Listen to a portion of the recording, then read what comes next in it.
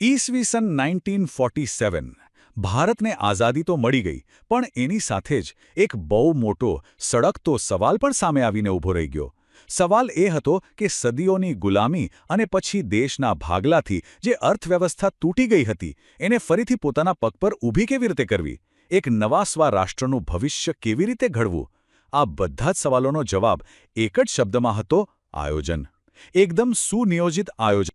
જરા વિચારો, એક એવો દેશ જેની પાસે સંસાધનો છે, કરોડો લોકો છે, પણ આગળ ક્યાં જવું એનું કોઈ નક્કર રોડમેપ જ નથી. બસ, આઝાદી વખતે ભારતની સ્થિતિ કંઈક આવી જ હતી.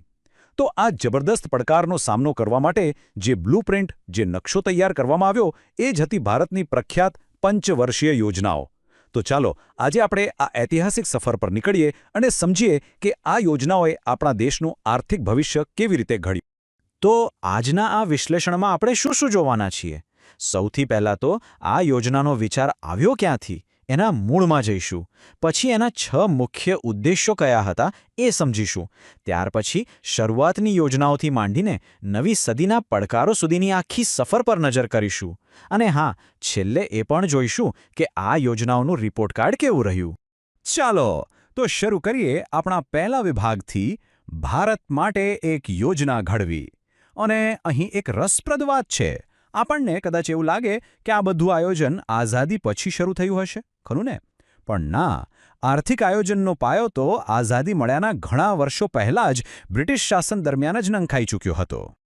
આ આખી વાતની શરૂઆત થઈ હતી 1934માં, જ્યારે એમ વિશ્વેશ્વરૈયાએ પ્લાન્ડ ઇકોનોમી ફોર ઇન્ડિયા નામનું પુસ્તક પ્રકાશિત કર્યું. પછી 1938માં પંડિત નહેરુએ આ વિચારને આગળ વધારવા રાષ્ટ્રીય આયોજન સમિતિ બનાવી.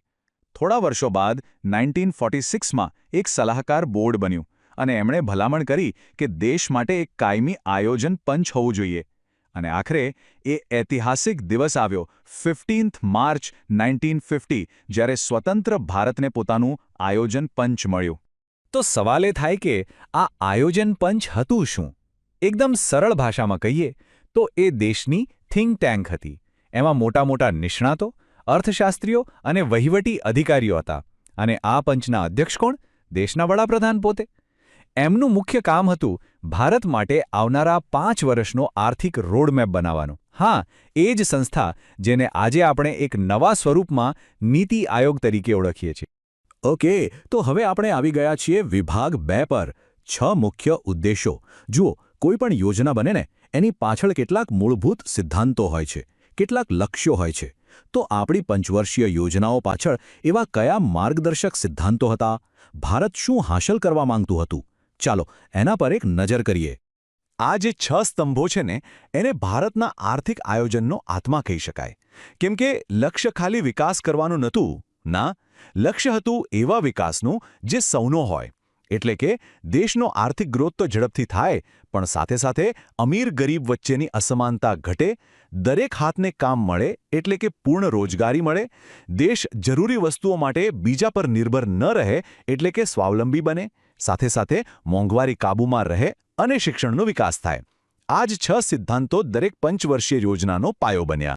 ચલો હવે આગળ વધીએ વિભાગ 3 તરફ: પ્રારંભિક યોજનાઓ. એટલે કે 1951થી લઈને 1969 સુધીનો સમયગાળો. અહીંથી આપણી યોજનાઓની ખરી ઐતિહાસિક સફર શરૂ થાય છે. આઝાદી પછીના પહેલા 2 દાયકા એ આશાઓ અને પડકારોથી ભરેલા હતા. આ એ જ સમય હતો જ્યારે દેશના આર્થિક ભવિષ્યનો મજબૂત પાયો નંખાઈ રહ્યો હતો.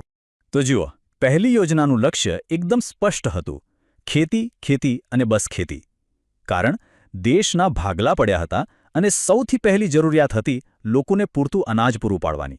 અને આ યોજના જબરદસ્ત સફળ રહી. રાષ્ટ્રીય આવકમાં સીધો 18% વધારો થયો.